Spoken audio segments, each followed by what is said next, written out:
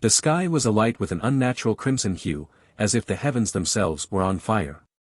The air was thick with an oppressive silence, broken only by the distant crackle of flames and the occasional whimper of a frightened animal. The once green fields had been reduced to blackened wastelands, charred trees standing like sentinels over the devastation. Even the wind seemed to have died, leaving everything coated in a hazy layer of ash. It was a scene of utter devastation, of unimaginable loss and despair. A lone figure emerged from the smoke and ash, slowly making its way through the rubble. The figure was clad in burned and tattered clothing, his face masked by soot and tears.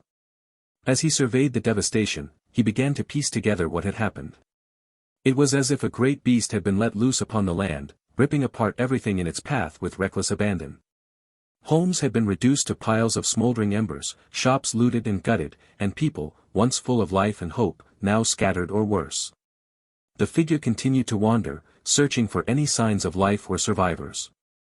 As he stumbled deeper into the desolation, he eventually came across a small clearing surrounded by tall, impenetrable trees. There, in the center of the clearing, was a small encampment of people. They seemed to be unaffected by the destruction, living in a secluded area untouched by the fires.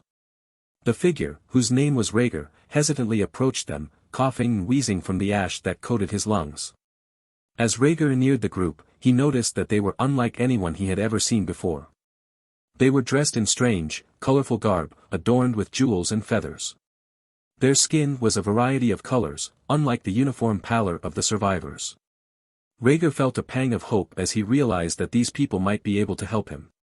He stammered out his story, describing the once prosperous village he had left behind and the horrors he had witnessed. The group listened intently, their faces etched with sympathy and understanding. When Rhaegar had finished, they exchanged glances before turning back to him. One of them, an elderly woman with a kind face and wise eyes, stepped forward and took his hands in hers. "We are called the Elders," she said softly. "We have lived in these woods for centuries, separate from the world outside. We did not know of your village's existence, but we are sorry for your loss." The Elders offered him shelter within their camp, promising to help him rebuild his life and find a new purpose in this strange, new world. As the figure adjusted to life among the Elders, he began to uncover hidden secrets about their ancient culture and the true nature of the world outside the woods. Rhaegar learned that the Elders possessed a deep understanding of the natural world and its cycles, and that they had long ago abandoned their former way of life to protect themselves from forces that threatened to destroy everything they held dear. Rhaegar also discovered that the Elders possessed powerful magic, capable of manipulating the very fabric of reality itself. Fascinated by these revelations, he sought out the guidance of the Elders, hoping to learn more about their abilities and the world beyond the woods. Over time, he became an apprentice to one of the most respected Elders, learning the ways of magic and the secrets of their ancient culture. As his knowledge grew, so too did his sense of self-discovery and purpose. He came to understand that he was not simply a survivor of a great tragedy, but rather a chosen one, destined to play a role in the unfolding events that would shape the future of both their people and the world at large. Rhaegar's mentor, the elder whom he had first met in the camp, was a wise and cunning woman. It was she who had hidden the artifact so long ago, and she who had chosen Rhaegar to be its protector. As they trained together, he learned that the artifact was not just a mere object of power, but rather a vessel for an ancient and terrible force, capable of reshaping reality itself. He also learned that there were others who sought to use it for their own nefarious ends, and that the Elders had been at war with them for centuries. Rhaegar's training was long and arduous, testing his physical, mental, and emotional limits. He spent countless hours honing his magical abilities, learning to control the artifact's power and protect it from those who would use it against them. As the years passed, he grew into a skilled warrior and a wise leader, respected by all the Elders for his dedication and sacrifice. One day, as Rhaegar was meditating in the depths of the woods, he sensed a dark presence approaching the camp. His instincts told him that it was an enemy, one who sought to claim the artifact for their own nefarious purposes. He sprang into action, readying himself for battle and gathering his allies. As he emerged from the forest, he beheld an army of monstrous creatures and twisted beings, marching towards the camp under the command of a powerful sorcerer. Rhaegar knew that he could not hope to defeat such a force alone. He called upon the Elders to join him in battle, and together they formed a formidable line, ready to defend the artifact and their way of life.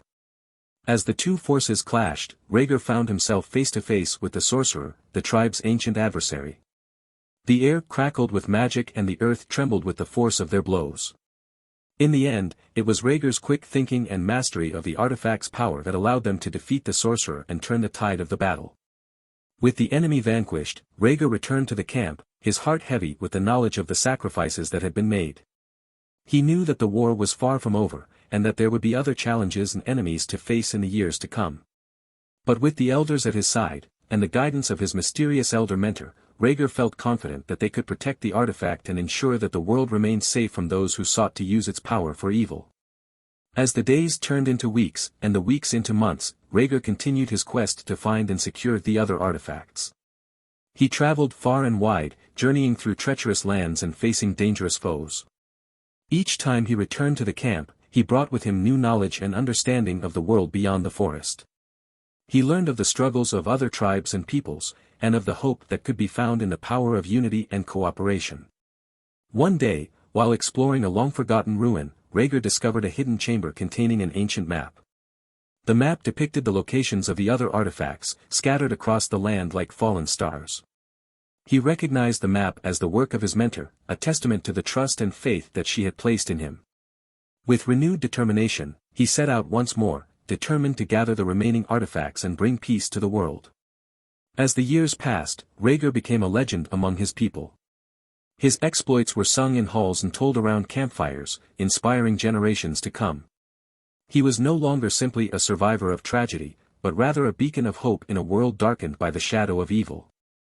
And though he faced many trials and hardships along the way, his strength of character and unwavering dedication to the greater good never faltered. In the end, Rhaegar succeeded in his quest. He gathered the remaining artifacts, uniting the tribes and peoples of the world under a banner of peace and cooperation. With the balance of power restored, he returned to his people, taking his rightful place as the leader and guardian.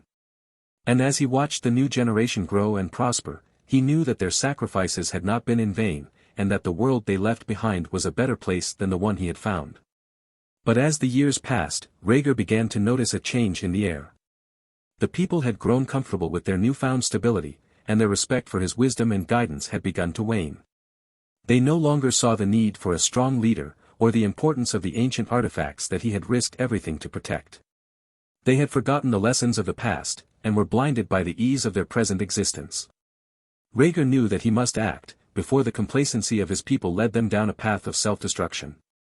He began to hold council meetings, encouraging open dialogue and debate among the elders and wise ones of the tribe. He spoke of the dangers of taking their peace and prosperity for granted, and of the importance of remaining vigilant against those who would seek to exploit the people's trust. But as time went on, Rhaegar realized that his words were falling on deaf ears. The people had grown too accustomed to the comforts of their way of life to heed the warnings of their leader. And so, he made a difficult decision. He would step down from his position of power, relinquishing his control over the tribe, and allowing the people to choose their own path. As Rhaegar addressed the assembled tribesfolk for the last time, his voice trembled with emotion. He spoke of the journey they had shared, of the triumphs and the tragedies, and of the responsibility that came with holding the artifacts. He reminded the people of the sacrifices that had been made, and of the sacrifices that would be required in the future, if they were to continue to live in peace and harmony. And then, he turned and walked away, disappearing into the forest from which he had emerged so many years before. The people were stunned. They had never expected their beloved leader to abandon them, and many were angry and confused. But as the days turned into weeks, and the weeks into months, Rhaegar's words began to echo through the tribes, stirring the hearts and minds of the people. They began to understand the lesson that he had tried to teach them, that true strength lies not in control, but in the ability to let go, to trust in the wisdom of the group, and to allow for the expression of free will. And so, a new era began. Rhaegar remained hidden in the forest, watching over their people from afar, and guiding them with a silent hand. The artifacts were kept safe, and the balance of power remained unbroken. And though the world continued to change and evolve, the legacy of the figure and their people endured, a testament to the strength and resilience of the human spirit. Thank you for watching this video. I hope you enjoyed this story.